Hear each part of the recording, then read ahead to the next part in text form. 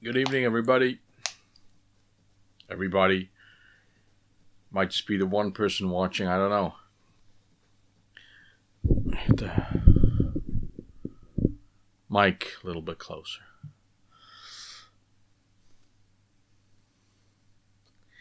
Yeah, so I decided to do a video because I've got some stuff to talk about and to show even.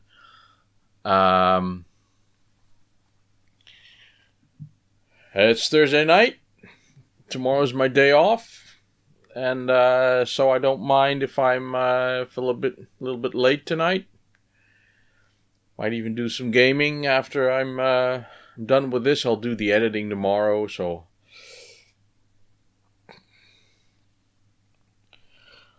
I'm a bit low, aren't I? That's not better.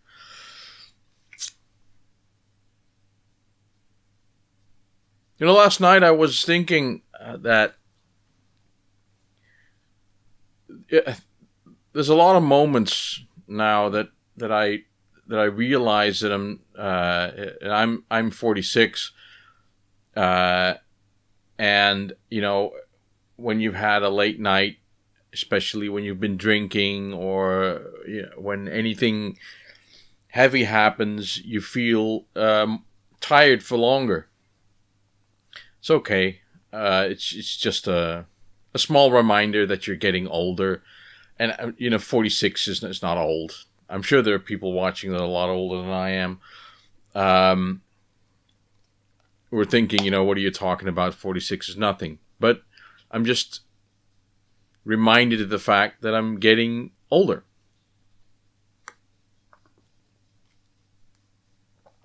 Now, last night I was thinking that one of the starkest reminders of the fact that I'm 46 years old is that I can remember the technology that we had in the house when I lived with my parents was minimal.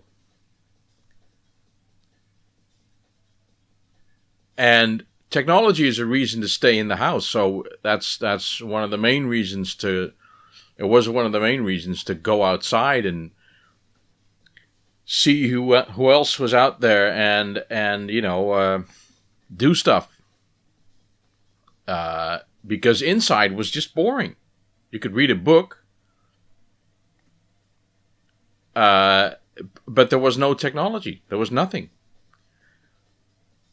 The only technology that we had in the house was the phone, which was an analog phone, one of those things that you had to turn with your finger. It took ages to dial all the numbers.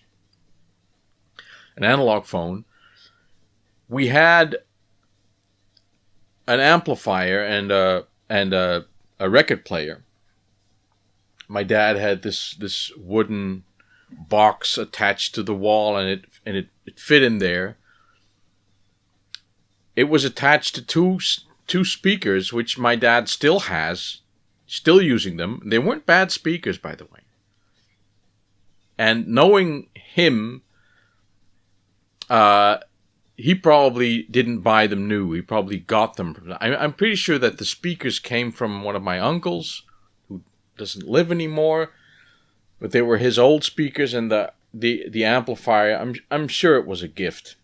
We had even our cars. The cars that my dad drove were gifts, or hand-me-downs, or whatever. I can remember one car.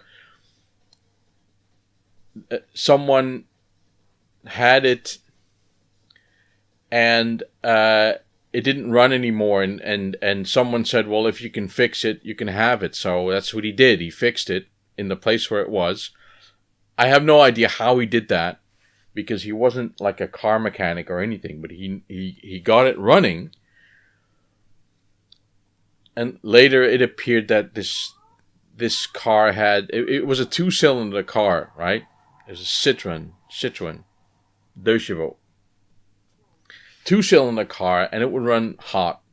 And one of the cylinders would stop working. So that was probably the reason why it was standing there. And he just I don't know. He did something. I wasn't there. Hand-me-downs. As was the amplifier that we had. So the radio, pickup player, the telephone, and we had a television. We had a black and white television. I can remember that it was white. I don't know the brand, but it must have been a Philips or an Aristona or something. Not even sure if that Aristona brand existed then. And we didn't have cable because cable didn't exist then, or at least we didn't have it. We had an aerial on the top of the house.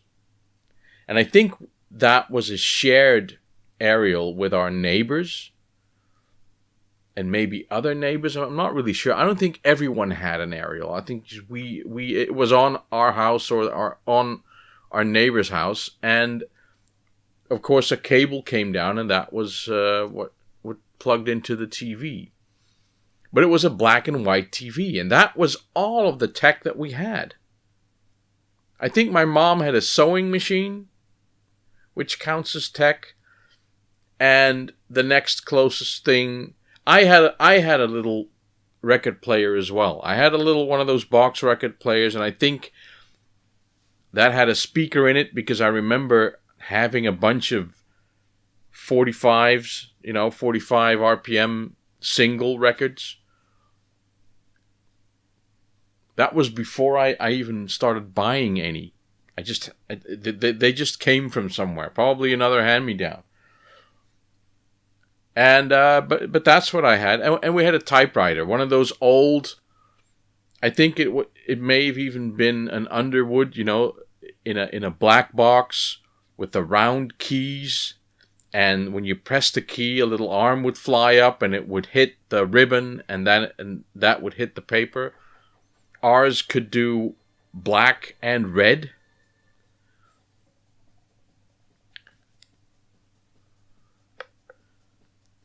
And if you were really typing fast on this thing, your finger would slip in between 2 or 4 of these keys, and it would hurt your finger. Shit.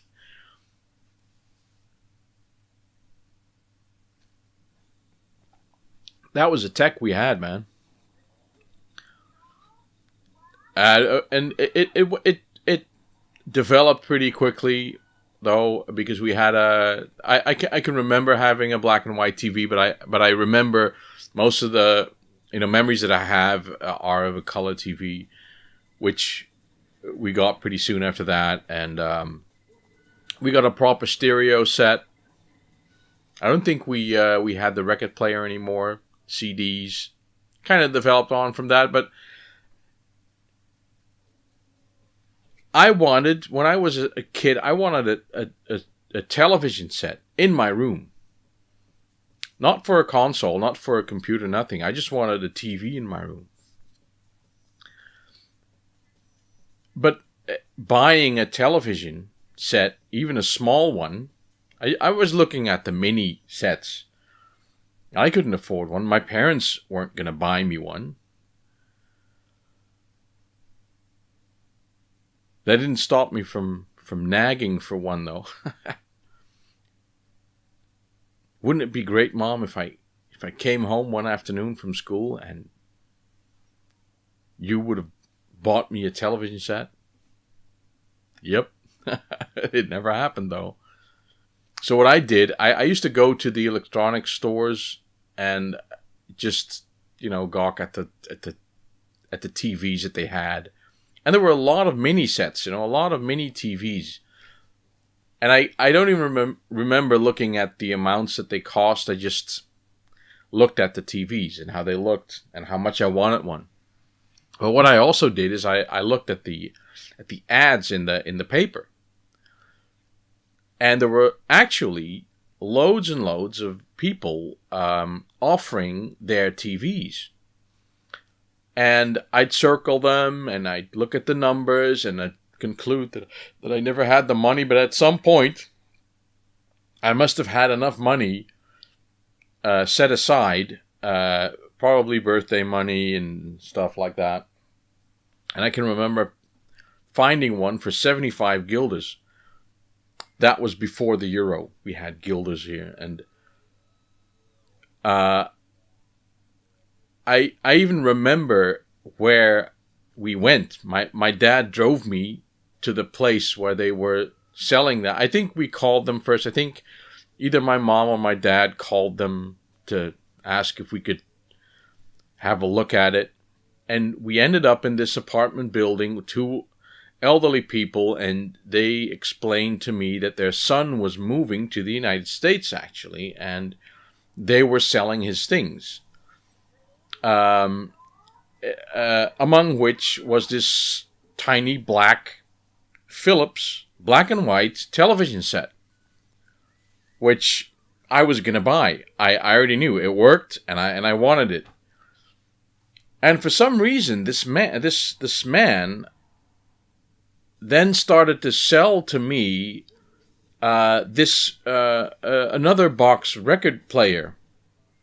But this one had an extra feature where you could put a stack of records on top, and it would, if one record had done playing, the arm would automatically pull back, and the next record would fall down. It would play that, as if that was a feature I would ever use. But he was really selling it to me. And I remember being confused about having to listen to this man sell this thing to me. And sure, yeah, I was being polite, and I was saying, "Oh yeah, that's interesting." But I hadn't worked up the courage to say, I'm not going to buy this, even though I couldn't buy it because I didn't have the money. I don't know what my dad was thinking at that moment. He was probably thinking, "Let's get the hell out of here." Until this man, he wanted to demonstrate it, and he discovered that there was some loose connection with the speakers. It took two separate speakers, and that you had to plug in, and something was wrong with them. And he said, "Oh, it's probably just a wire that you have to fix." And that was the moment for me. He said, "I'm not fixing anything, dude. I'm getting the hell out of here." With the TV, which I bought and I put in my room. Of course, it didn't have any remote control. But it had 6 buttons on the 6 channel selects on the side. And I had this bamboo stick so I could, from the comfort of my bed, I could select the channel by putting the bamboo stick on the right. I watched a lot of BBC cartoons, and there was this, I don't know what they're called, these dirt bikes or these 4-stroke bikes that they drive really slowly, and they have to jump over logs and rocks and everything without their feet touching the ground. That's, for some reason, I watched that. That was on every weekend, and I watched that. I had a lot of fun with that TV. And I remember buying a color TV. I even remember being reunited with that thing after a while, but I think it's gone. I think it stopped working, or I sold it, or... It's such a big thing, that TV. I connected that thing to my Commodore 64, I think to my video pack as well.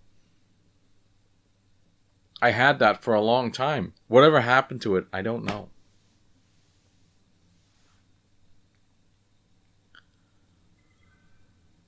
So, why am I talking about this? Last week, or the week before that, it was Erwin's birthday. Castardo, Erwin, happy birthday, dude. And he took us to the arcade club in Zoetermeer, which was a lot of fun. And we spent a lot of time there playing a lot of games. And it's actually a museum. So they have everything set up, and they have these 1970s rooms set up with a bed and a couch and everything, and a lot of consoles. And at one point I noticed that they were all, almost all of the television sets that they had were Bang & Olufsen's.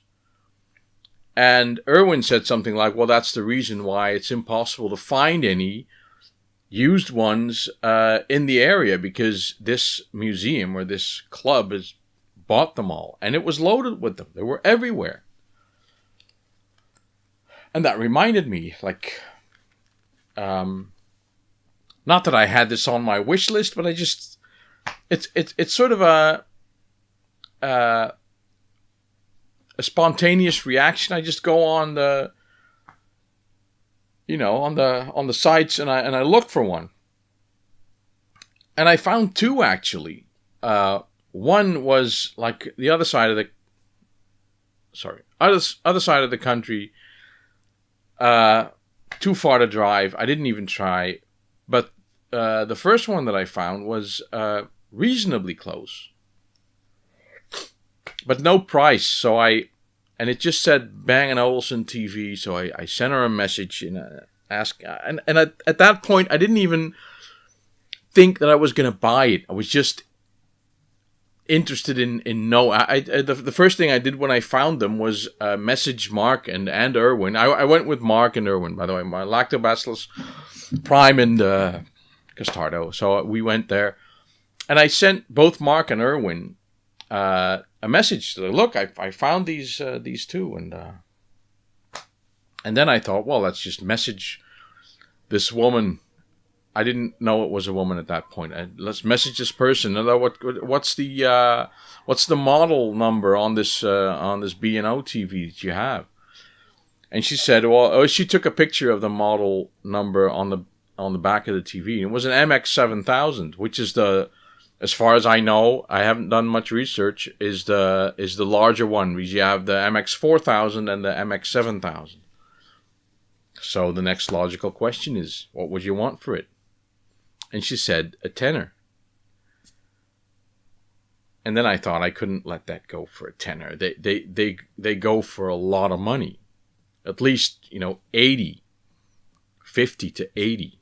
And she wanted a tenner. She'd had one offer for $10, and obviously she didn't know what it was, what she had. She just thought it was an old TV. So I jumped on it and said, well, I'll want it, I'll come and get it. I want it. So we set up a little meeting, and I went to pick it up. And when I got there, I noticed that she had a daughter who wanted to play the Wii, and this thing this Wii couldn't be connected to the TV, so she had to have a different TV, and this one was just, please come and take it because it's big and heavy. So I went. I looked online where she lived, and it was in just in a normal house, not in an apartment or anything. It was just level floor, ground floor. I mean, I wouldn't have to walk up and down the stairs. When I got there, it was sort of a weird maisonette kind of thing, so I had to go up a flight of stairs. And then I got it. It doesn't look it, but it's huge. It's fucking huge. And it's heavy, because I lifted it up, and, as you do, she says, do you want my help? Should I help you carry? I said, no, I'll be fine. There were two guys who were there changing a window who offered to help. I said, no, I'll do it. And I just managed to get it down the stairs without dropping it. The last step, my arm just gave up. I was gripping the thing, but it just gave up. So I dropped it from a tiny height. Not that it fell, but it just came down a little bit harder than I anticipated.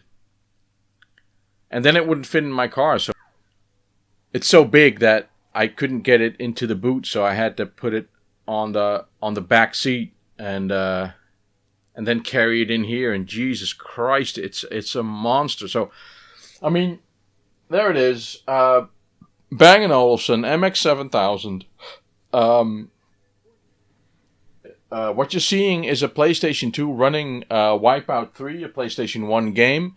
apparently it's very good for retro gaming. I don't even know the best of it, you know. It came with the remote control, which is as tall as my head. It's a little bit dirty, but it works. It's missing the back door, but that's okay. It doesn't even have anything like a game mode or anything. You can adjust the contrast and everything, but the TV in itself, it gives a very nice picture. The black is very black, and it's a nice thing to see. The sound is amazing. It's got very good sound. And for a tenner, I thought, you know, let's have it. So there it is. And I did look up its dimensions, but nothing prepared me for the actual size of the thing. It's even bigger than the Philips TV that I had, which was a widescreen. I don't think this is a widescreen actually.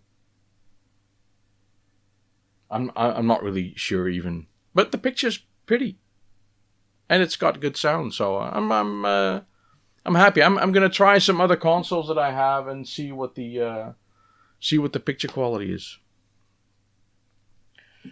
On the other hand, I'll get it. Hold on. This is the ground material for my arcade stick. Of course, there's going to be a section cut out of here, but this is the actual wood that I'm going to use. It's bamboo. This is where the sticks and the buttons are going to go, and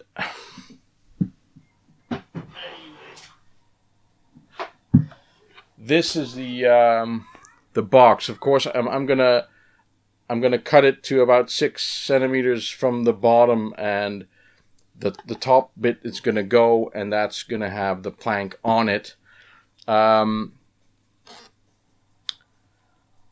Riddler on YouTube told me to keep in mind that the buttons and the sticks have a height. Now I'm guessing that the guy who made the design actually thought of that. So, but that's something that I'll definitely be looking into. If you check out these product names and numbers, they are the same all over the world. So that is, you can look up any IKEA website, this product number, and you get the same stuff. So that's pretty exciting. I don't have the buttons yet. I don't have the sticks yet, but I can at least go ahead and do the woodwork. This will be the design for the buttons. Just 2 sticks and 4 buttons in the middle. So that's coming along.